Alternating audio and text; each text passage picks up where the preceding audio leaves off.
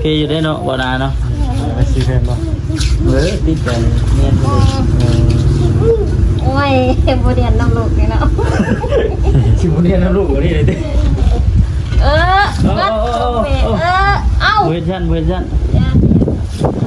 ได้ใส่สเตลทางสร้างมันยังทันมาบ่มันไปเรียนไปเวียกเลยเป็นสร้างกับน้องกันออมสินน้องออมสินเฮ็ดบ่มันจักเป็น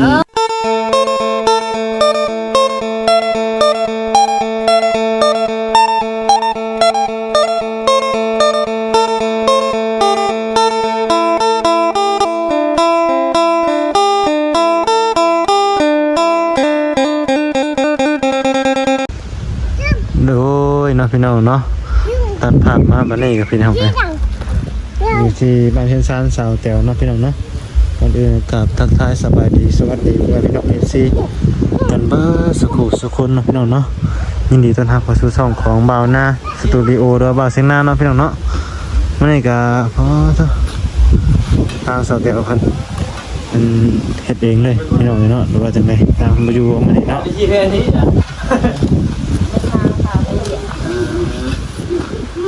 คิดว่าจะติดวัดติดแต่พูดเดี๋ยว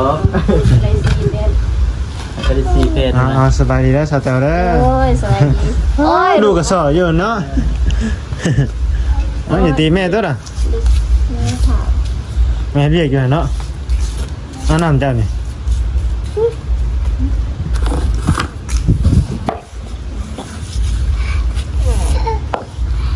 ก็ได้ซีเฟนโอเคอยู่ได้เนาะบ่นานเนาะไปซีแพนบ่ติดกันเนียนเลยโอ้ยบ่เรียนน้ำลูกนี่เนาะชิบุเนียนน้ำลูกนี่เลยดิงัดเอ้าเวอร์ชัน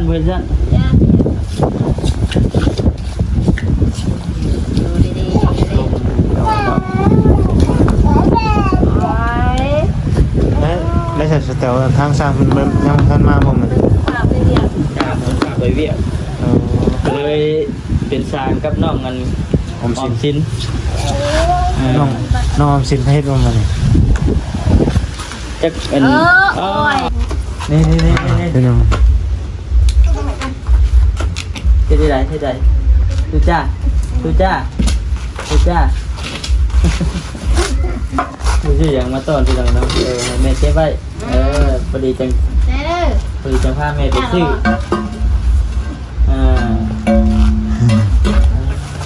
ก็ได้ซีแพนดิโอ้มาเบิ่งไปนำกันเดี๋ยวเนาะไปพาไปเฮ็ดบัดนี้ต้องพวกของกินบ่เดือนแต่ให้พาไปเฮ็ดบัดนี่บ่มื้อนี้แหละตอนนี้แหละกับน้องกันออมสินว่าพาสแตเฮ็ดตัวสแตพาน้องออมสินเฮ็ดสร้างบ่ให้ติดสิได้ปูนสิได้ปูนเลยพาเฮ็ดไปก่อนเนาะเรือบ่หลายว่าซั่นซะ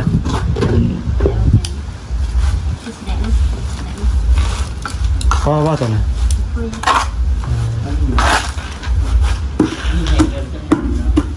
ติดมาเช้านี่มาสุดแล้ว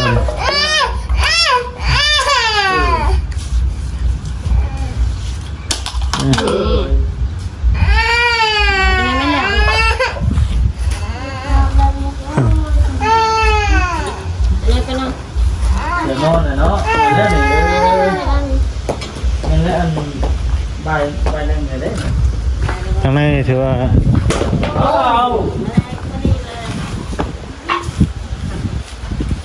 แล้วข้างในเนาะข้างในถือว่าแล้วเบิดแล้วพี่น้องเอ้ยเหลือแต่ข้างนอก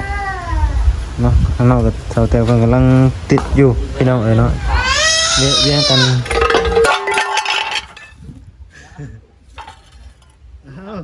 เป็นโทษแล้ววันนี้โอ้ลมพัด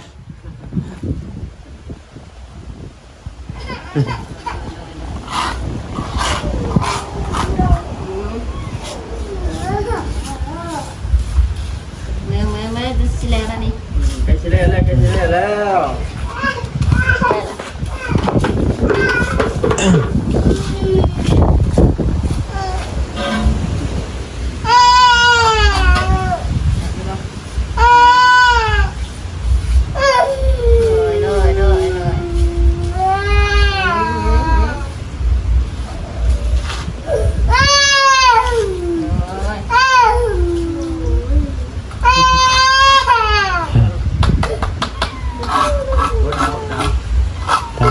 าวแต้วเพิ่นเฮ็ดเนาะพี่น้องทางสร้างเพิ่นให้เฮ็ดไปก่อนเนาะเพิ่นเฮ็ดไปเวียกทางสร้างมันพี่น้องเนาะตัวยังปูนเรือบ่ลายนะพี่น้องเนาะเสียลายปูนตัดสีทิ่มก็เสียลายเนาะพี่น้องเนาะเลยปูนขุเดียวเลยค่อยติดไปแต่ก็ได้อยู่พี่น้องเนาะสาวแต้วเราติดก็เงียนอยู่เลยพี่น้องเนาะถ้าสร้างมาเมื่อปูนนี่แหละคือสิโตะเพราะว่าเราติดได้3แผ่นนึงพี่น้องเนาะ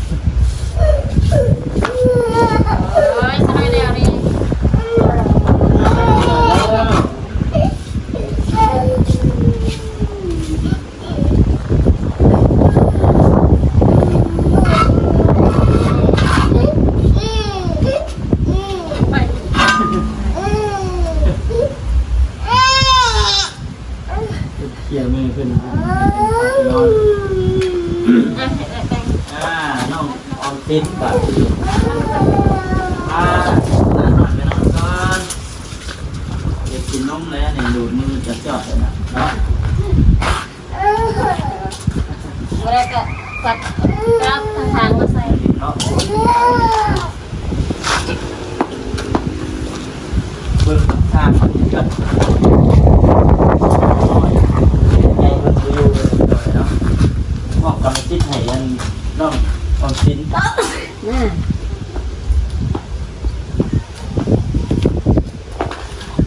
ก็คือว่าเพื่อเป็นเติมแล้วแต่เมวางมือให้ เดี๋ยวเราเบิ่งข้างในกันเนาะพี่น้องเนาะว่าทางเป็นจังไดข้างในทางบ่อนายเองก็บ่ได้เข้ามาหลายมื้อแล้วพี่น้องเอ้ยเดี๋ยวพา FC เบิ่งชมไปข้างในก่อนมาตั้งแต่มื้อนั่นพุ่นแหละพี่น้องเนาะตั้งแต่ก่อนนี่เปิดก่อนโอ้มาไม่ถือว่าแล้วเด้อพี่น้องเอ้ยเนาะทางบ่อนายเองก็ประมาณ 3-4 มื้อแล้วพี่น้องเอ้ยเนาะมีแต่เวียนไปก็เข้ามาจังได๋ก็ฝากไว้พี่น้อง FC เข้ามาเบิ่งมาชมนํกันเนาะพี่น้องเนาะสแตลข้างในนี่แห้งหรือบ่สแตลขึ้นเบิ่งก่อนเด้อ พี่น้องเนาะขออนุญาตเจ้าของเพิ่นแล้วพี่น้องเอ้ยนี่ห้องน้ำเพิ่นก็โตถือว่าติดเรียบร้อยเนาะพี่น้องเนาะเป็นกระโดนหยาบพี่น้องเอ้ยโธ่เดี๋ยวแต่ทางหน้าแหละพี่น้องเอ้ยเนาะทางสแตลกับน้องออมสินเพิ่นติดท่าสร้างเพิ่นมา3แผ่นนึงดอกพี่น้องเอ้ยเนาะเสียดายปูนว่าซั่นปูนเด้อบ่ได้ถ้าสิทิ่มปูนก็เสียดายเนาะพี่น้องเนาะก็แม่นความสแตลอยู่ทางของสร้างเพิ่นอยู่พี่น้องเอ้ยปัวทางสร้างเพิ่นไปงานดองมีแต่งานเนาะพี่น้องเนาะมีแต่ดองมีแต่งานนี่เลย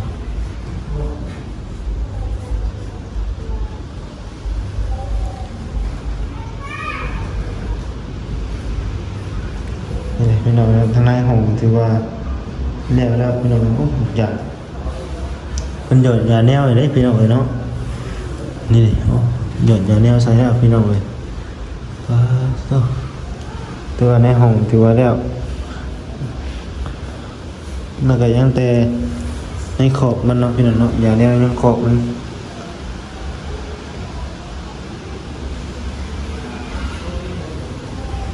ติดแล้วของทงยังเนาะพี่น้องเนาะของทงนี่ยังอยู่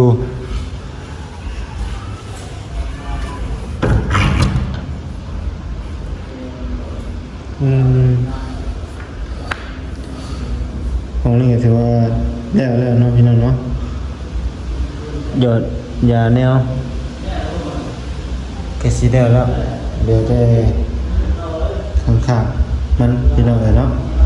ว่าถ้าแล้วนี่คือสีงามคักปัญญาพี่น้องเนาะจังได๋ก็เบิ่งชมไปนำกันเด้อพี่น้อง FC เนาะ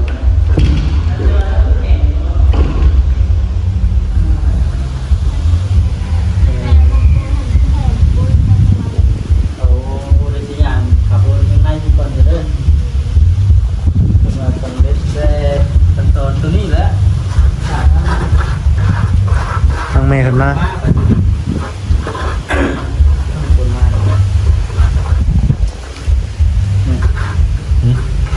เป็นที่ไหน โอ้โห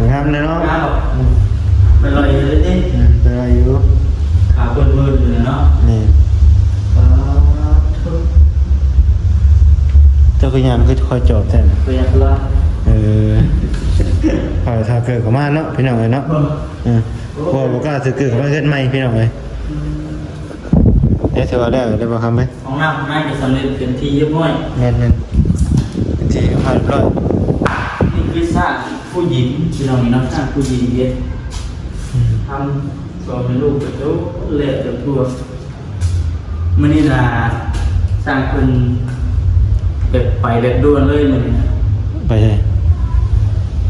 อ๋อเนี่ยอยู่ดีๆเพราะว่าอย่างไรอันนี้น้องเรากินแม่แค่เท่านั่นแหละนี่เนี่ยเป็นเรื่องไปแบบด่วนเลยนะ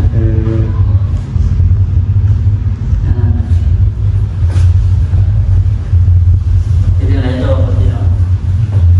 ถามแม่มา แม่มาเสียงตู้กับว่าน้องว่าคนประตูที่เท่าไหร่คือกันเลย เสียงตู้เนาะแต่เบียดแต่งานอย่างไร งานโดมพี่น้องไม่งานโดมงานบุญบ้านท่านเองก็จะโดมไม่ได้บุญเนาะ แม่น พี่ มีทั้งดองทั้งบุญ เดือนนี้เลยพี่น้องเลยนะอีกอย่างหนึ่งประสบกับเป็นช่วงหนาวแล้วฝนตกอากาศเย็นกัดหนาวให้พี่น้องเลยเนาะนี่จะพากันเดินทางพากับเราเสียงนา2 คนเดินทางมาบ้าน สบายดีเด้อเนาะ สวัสดีเนาะเป็นทางพากันมาเป็นสเตลแน่น้องฝนแน่นะครับพี่น้องเนาะ มีแต่ว่าตบจังนี้ก็ว่าหนาเมื่อแล้วมันก็ได้ แม่จุดจะ เพราะว่าวัดกับมื้อนี้ถือว่าทั้งสร้างเป็นโจ๊ะพี่น้องเอ้ยเนาะทั้งวัดว่าอารามเฮาก็ได้เพิ่นขึ้นหลังคาแล้วบ่เนาะ ไปรอบวง ไปลงไป ไปรอบวงหลังก่อนเนาะ ไปพี่น้องเนาะไปเบิ่งไปชมน้ำกันได้พี่น้องเอ้ยเนาะเพราะว่าแค่สเตลนี้ถือว่าก็ไปอีกขั้นตอนหนึงนี่อีกขั้นตอนหนึงพี่น้องเนาะ ตอนนี้ นี่ที่เรายังหมดแล้วพา FC เราเบิ่งวัดก่อนเนาะพี่น้องเนาะจังไดก็โอ้ขึ้นหลังคาเลยพี่น้องเอ้ยเนาะ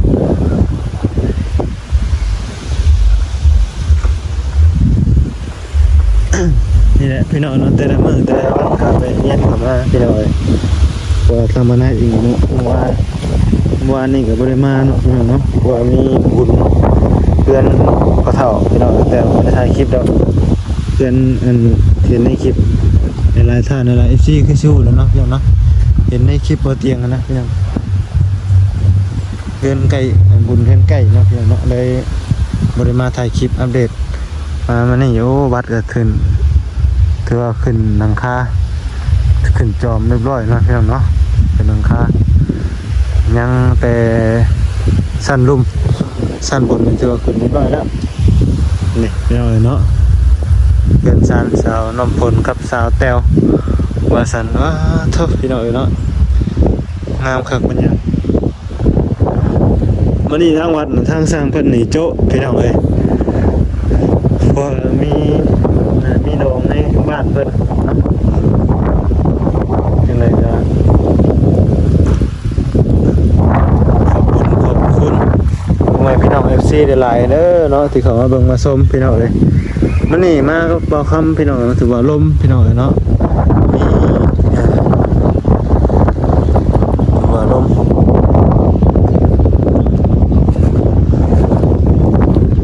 พุ่นได้พี่น้องนี่หลังคาบอกกระเบื้องวัดเนาะพี่น้องเนาะหลังคาวัดนี่เป็นทางอันไอ้เตียงเพิ่นเห็นอยู่พี่น้องมันนั่นก็ได้เนาะเห็นอยู่ทางไอ้เตียงเพิ่นไอ้ทางห้านเขาเจ้ามาส่งเลยเพิ่นตามดังมาอยู่เป็นสีแดงถ้าสีแดงต้องเป็นสีแดงนะพี่น้องเนาะ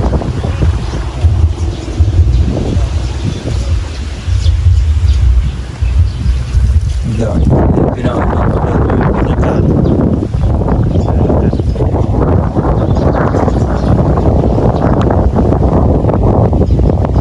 มันนี่ถือว่าเงียบ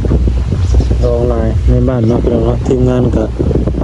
บ่ได้เข้ามาเราเบิ่งมันพี่น้องเลยนี่แต่ บ่าวคำกับบ่าวนาเนาะมานี่พี่น้องเนาะยังไงก็ฝากไว้พี่น้อง FC ติดตามขอเบิ่งมาชมน้ำกันเด้อพ่อพี่น้องเลยยังไงก็ขอบคุณหลายๆเนาะพี่น้องเนาะที่เข้ามาเบิ่งมาชมแล้วก็จบจากนี้สิไปหาทางน้องฝนก็เนาะเพิ่นเนาะมีทางผู้รักผู้ใหญ่เพิ่น